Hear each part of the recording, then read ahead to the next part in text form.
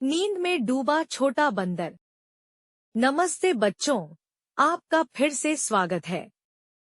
हम फिर से सोने से पहले कहानियां सुनाना शुरू कर रहे हैं। आज की कहानी इस बारे में है। एक छोटा बंदर था जिसे सोना पसंद नहीं था। जब भी रात होती है और जंगल शांत होने लगता है, तो छोटा बंदर हमेशा ऊर्जा से भरा होता है। इधर उधर उछलता रहता है और सोने के लिए लेटने से इनकार करता है। हालांकि कुछ चीजों का अनुभव करने के बाद एक बड़ा बदलाव आया है। क्या हुआ? चलिए देखते हैं, इसे एक साथ सुनो।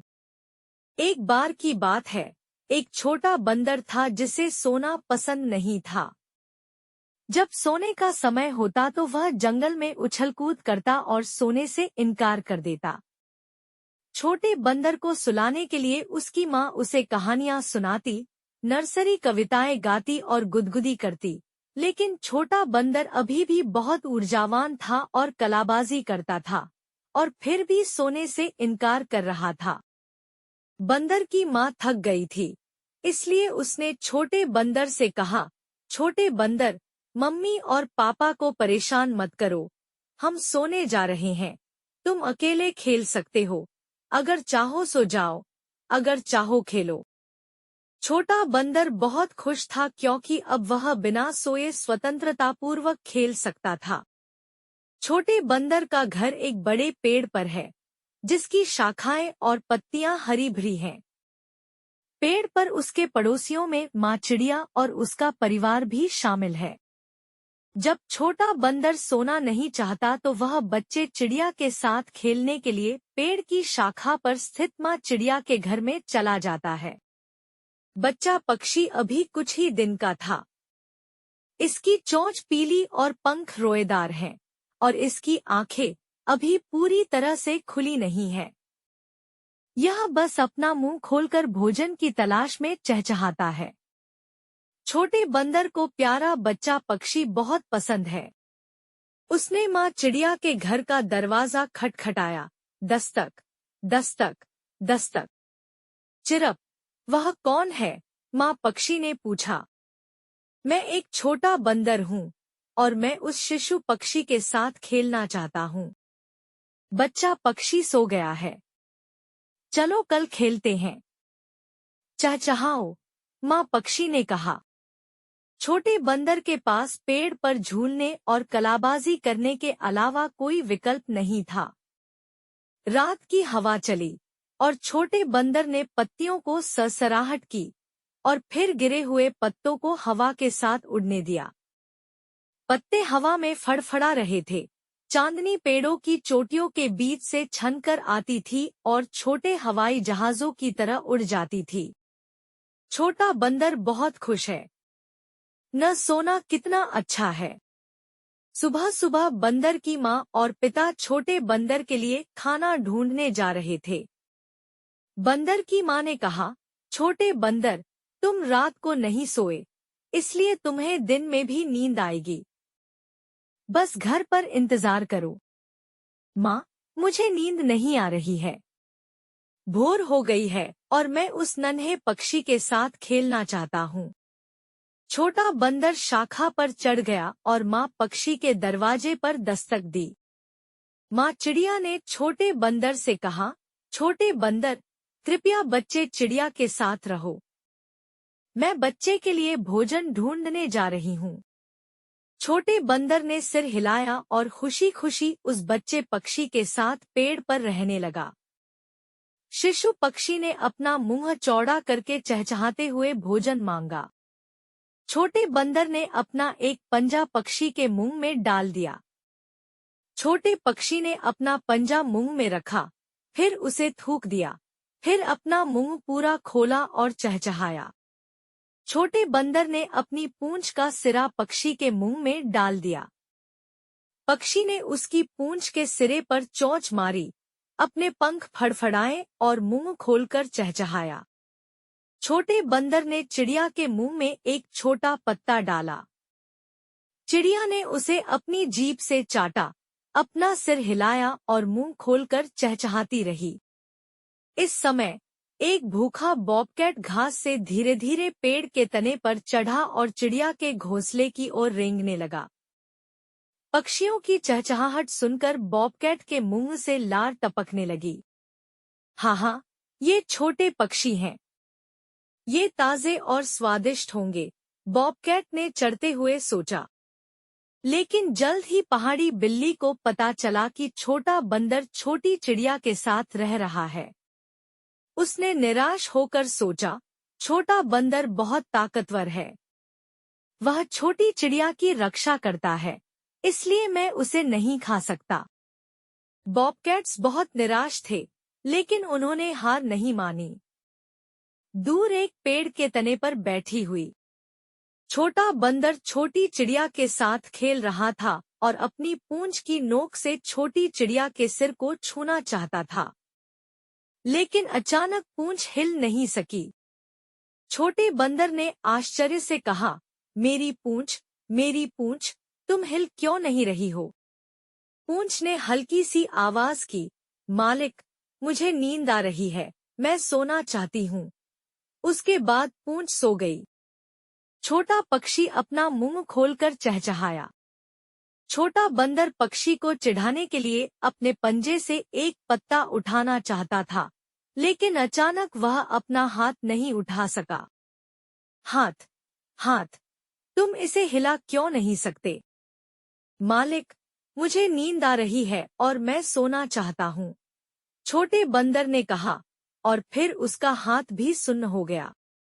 छोटा बंदर असहाय महसूस कर रहा था और उसने पक्षी को अपने मुंह से चूमना चाहा, लेकिन उसका मुंह नहीं हिला और वह सो गया।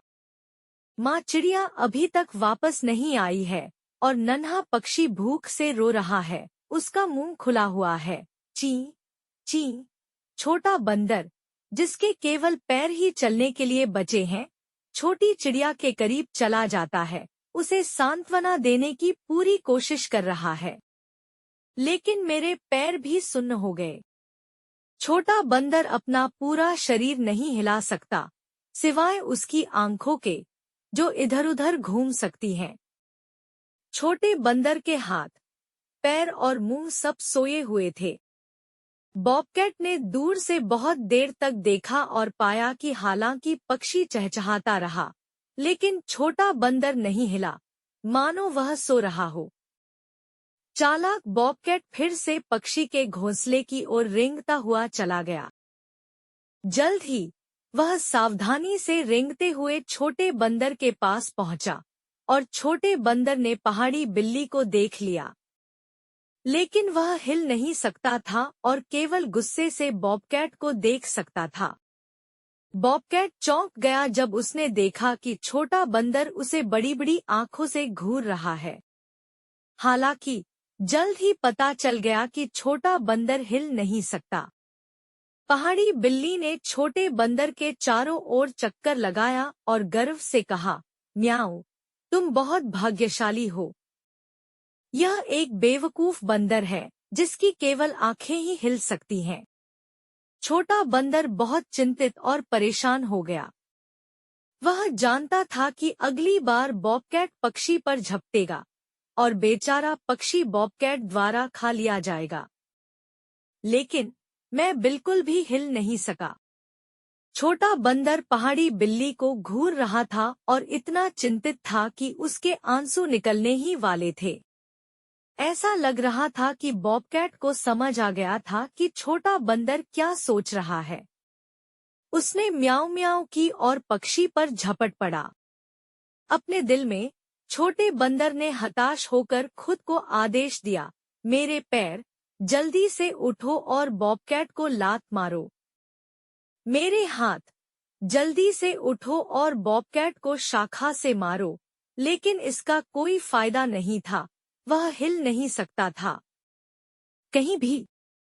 बॉबकैट पहले ही पक्षी के पास पहुंच चुका था और मुंह खोलकर उसे देख रहा था तथा उसके मुंह से लार टपक रही थी। छोटे पक्षी को कुछ भी पता नहीं था। वह बहुत छोटा था और उसे नहीं पता था कि खतरा आने वाला है। उसने बॉबकैट को अपनी माँ समझ लिया और अपना मुंह खोलकर खाने के लिए चहचहाता रहा। हे, यह कोमल मांस का छोटा सा टुकड़ा वाकई बहुत स्वादिष्ट है। आज मुझे एक उपहार मिलेगा, बॉबकैट ने सोचा, अपना मुंह बड़ा किया और पक्षी को काटने वाला था। अचानक पेड़ की चोटी से तेज सरसराहट की आवाज आई। इससे पहले कि बॉबकैट समझ पाता कि क्या हो रहा है, वह पेड़ के तने पर गिर गया और उसके चारों पंजे आसमान की ओर हो गए। म्याऊं! वह गड़बड़ में लुढ़क गया और ऊपर देखा। पता चला कि माँ बंदर वापस आ गई थी। उसने देखा कि बॉबकैट पक्षी को खाने वाला है, इसलिए उसने बॉबकैट को दूर धकेल दिया। माँ बंदरिया ने अपने दांत दिखाए और बॉबकैट को चेतावनी भरी आवाज दी। बॉबकैट को पता था कि उसके पास कोई मौका नहीं है, इसलिए उसने अपनी पूंछ खींची, पेड़ के तने से छलांग लगाई और शर्म से भाग गया। माँ बंदर ने पलटकर छोटे बंदर की ओर देखा। छोटे बंदर ने अपनी आंखें भी बंद कर ली थी। वह सो रहा था। छोटे बंदर को लंबी नींद आई। जब छोटा बंदर आखिरकार जागा, तो वह तुरंत चिल्लाया, आह! बच्चे पक्षी, मदद करो! बच्चे पक्षी को पहाड़ी बिल्ली खाने जा रही है। माँ पक्षी, जो छोटे बंदर पर नजर रख रही थी, मुस्कुराई और बोली, छोटे बंदर, तुम आखिरकार जाग गए। मेरे बच्चे की रक्षा करने के लिए धन्यवाद।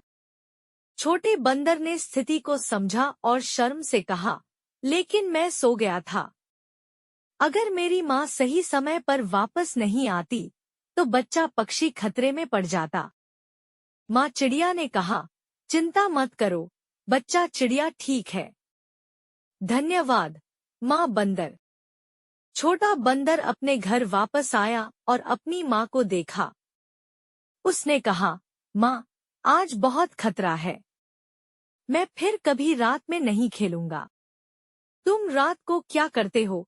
मेरी माँ ने पूछा। मैं जल्दी सोना चाहता हूँ, क्योंकि मुझे दिन में उस छोटे पक्षी की रक्षा करनी है। मैं उस छोटे पक्षी के साथ खेलना चाहता हूँ। मैं उस चालाक पहाड़ी बिल्ली को पकड़ना चाहता हूँ और चाहता हूँ कि वह मेरे छोटे पक्षी मित्र को फिर कभी न खाए। एक अप्रत्याशित साहसिक कार्य के बाद छोटे बंदर को अंततः नींद का अर्थ समझ में आ गया। जब उसने देखा कि उसकी माँ उस छोटे पक्षी को बचाने के लिए समय पर आ गई है, तो उसे एहसास हुआ कि केवल पर्याप्त आराम से ही वह स्वयं और अपने मित्रों की बेहतर सुरक्षा करने के लिए पर्याप्त ऊर्जा प्राप्त कर सकता है। ठीक है, बच्चों, आज की कहानी यहीं समाप्त होती है। शुभ रात्रि और मधुर स्वप्न देखो।